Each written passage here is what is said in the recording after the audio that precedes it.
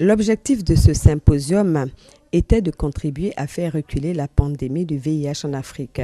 Pour cela, une quinzaine de premières dames ont été invitées à partager leurs expériences. Parmi elles, la première dame de Côte d'Ivoire, Mme Dominique Ouattara, les épouses du Premier ministre japonais et du secrétaire général des Nations Unies, le maire de Yokohama, les First Lady du Gabon, du Mali, d'Afrique du Sud, Mme Penui Fifo Pohamba, première dame de Namibie et présidente de l'Organisation des premières dames d'Afrique contre le VIH-Sida.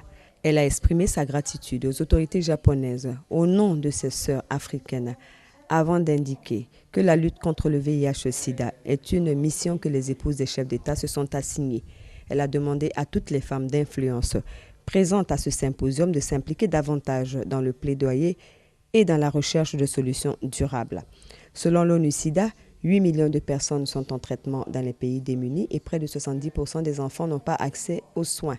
Et 13% des femmes infectées par le VIH vivent en zone rurale. Le problème de la stigmatisation a été au cœur des débats et l'expérience japonaise en la matière a été présentée aux Africaines. Des solutions ont été proposées. Cela a permis à la première dame de Côte d'Ivoire, Mme Dominique Ouattara, de faire le constat suivant.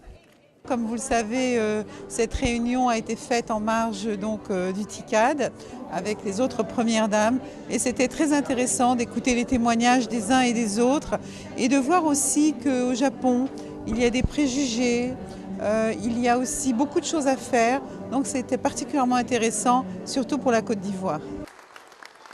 Le symposium a donc été marqué par plusieurs interventions, notamment celle d'éminents chercheurs, les 2 lauréats du prix Hideo Noguchi pour leur recherche sur le VIH-Sida. Il s'agit des professeurs Peter Piot et du docteur Alex Coutinho. Ils ont reçu leur distinction dans la soirée en présence de l'empereur du Japon et de son épouse, l'impératrice, ainsi que des chefs d'État, accompagnés de leurs épouses et des sommités scientifiques invités au Japon.